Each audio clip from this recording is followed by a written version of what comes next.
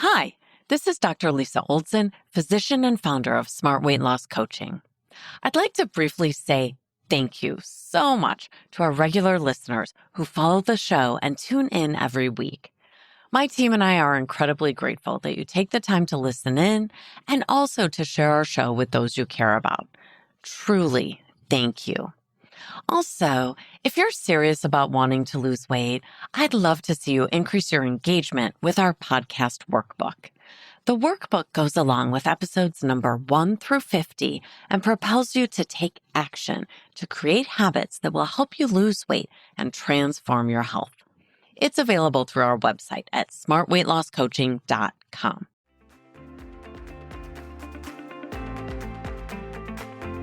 Welcome to the Smart Weight Loss Coaching Podcast. I'm Dr. Lisa Oldson, a board-certified weight loss medicine specialist and certified life coach. In this podcast, I'll share fresh insights and effective techniques for incorporating mindset, habit change, and proven science into your life. Are you ready to achieve sustainable weight loss, wellness, and longevity?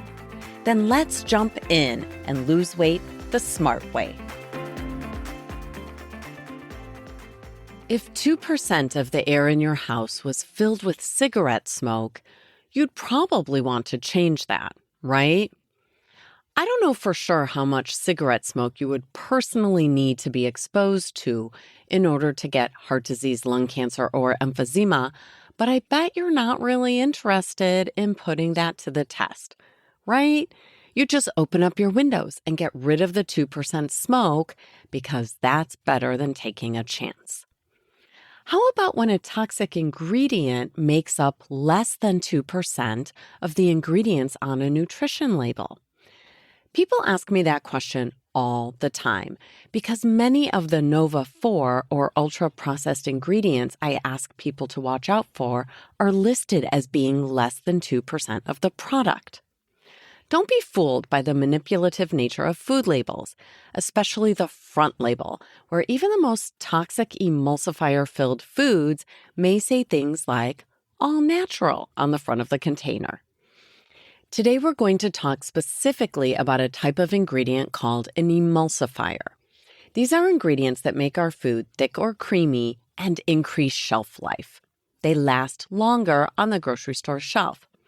They're added to things like mayonnaise, ice cream, chocolate, peanut butter, creamy sauces, and baked goods like cookies. One question that comes up often is this. I was buying some cream cheese and it only had one ultra-processed ingredient, locust bean gum. Is that okay? Or, I was buying almond milk and saw that it contained carrageenan, but it was less than 2%, so that's fine, right? Wrong. These emulsifiers are always going to be low on the ingredient list, but that doesn't mean they can't cause harm with repeated exposure. Kind of like having chronic low-grade exposure to cigarette smoke. These toxic chemicals should be avoided whenever possible, and it just doesn't matter that they're present in small amounts. We know they're harmful in the small doses used to thicken and preserve food. Maybe a better analogy would be arsenic instead of cigarette smoke. If I made you a protein shake and added less than 2% arsenic to it, wouldn't you say, no thanks?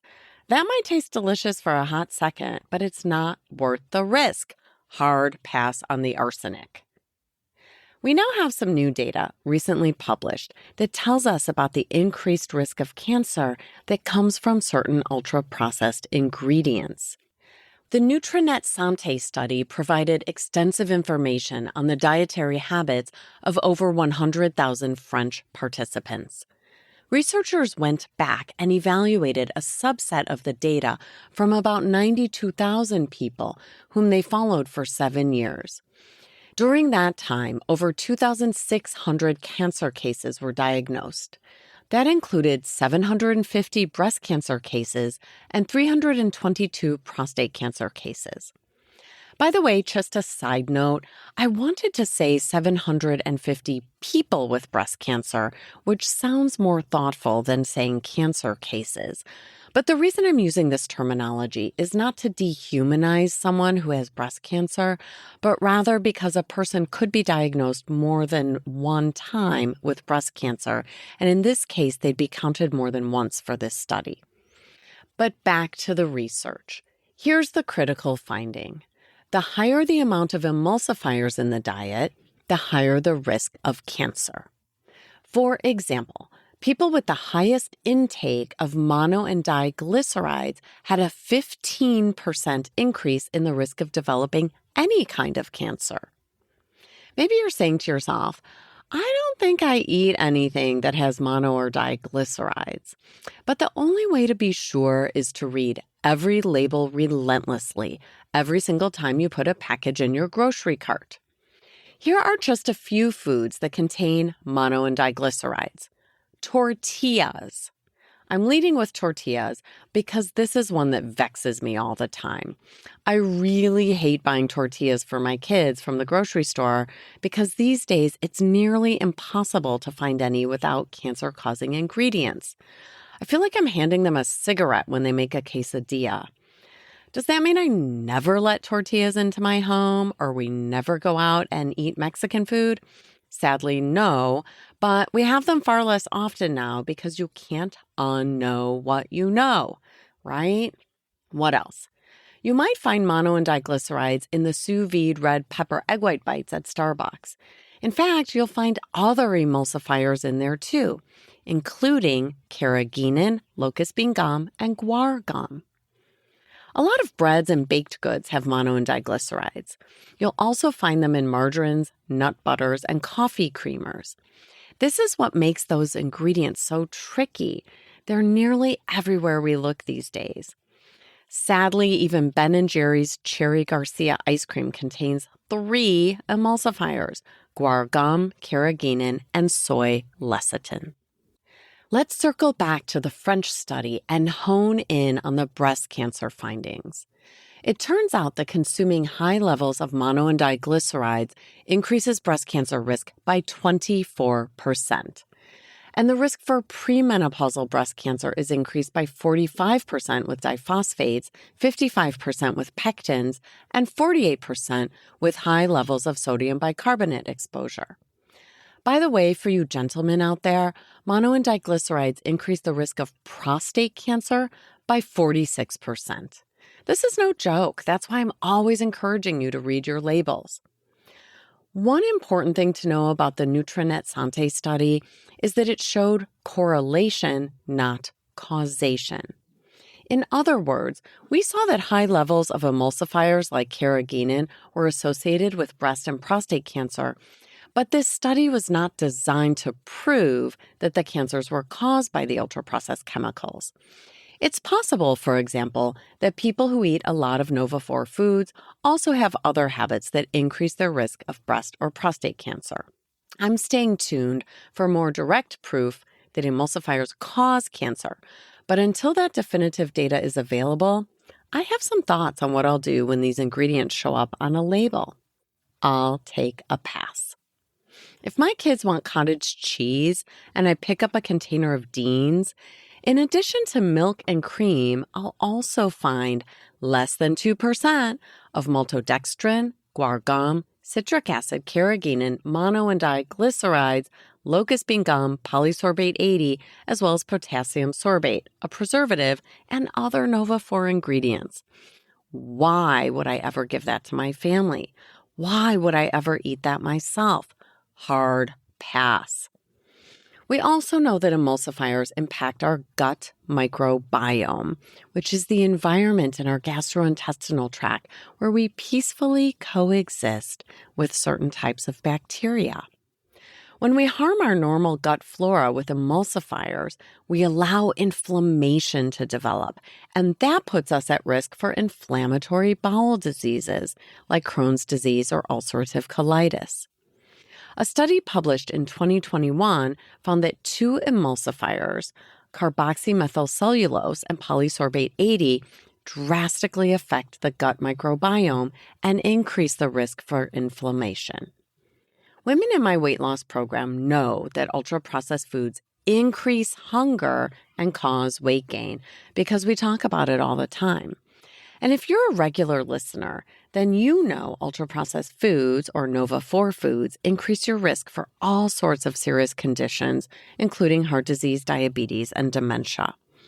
But it is hard to spot some of these ultra-processed foods. We're not just talking about fast foods or what some might call junk food. Everyday grocery store items surprise us with these emulsifiers. So if you want to avoid them, please read the labels every single time. And then when you can, skip the foods with emulsifiers, including all of the gums like xanthan gum, carob bean gum, locust bean gum, guar gum, and so on. By doing so, you'll most likely extend your health span, which is the number of years you live free of chronic disease. I often find that reading labels and reducing emulsifiers is an effective technique to stop that progressive weight gain that so many of us experience in our lifetimes. You're not gaining weight because you lack willpower. You're not the problem. You're not lazy. You're not undisciplined. Our food supply is the problem. We're being offered an array of foods and non-nutritive food-like products on our grocery store shelves that are causing an epidemic of obesity and that are creating a decline in our health spans. The best news I have for you is that you can turn this around. It's not too late. Seriously. I hope your NBA, your next best action for this week, will be to read your labels each and every time you buy food that comes in a package, so you can start to swap out foods with emulsifiers whenever possible. One last thought, once you start looking for these things, the grocery store can feel a little horrifying. So don't panic if you occasionally pick up something with an emulsifier or other Nova-4 ingredients. We're looking for progress, not perfection. You don't have to make all of these changes overnight. Last but not least, congratulations and shout out to Jeanette O, who is the winner of our Smart Weight Loss Coaching raffle. Jeanette will receive a free 12-week membership to our program. Thank you so much to all of you Smarties out there who entered. We appreciate that more than you know. Thanks so much for listening. If you'd like more support during your smart weight loss journey, check out our group coaching program at smartweightlosscoaching.com. Until next time, stay well and stay smart.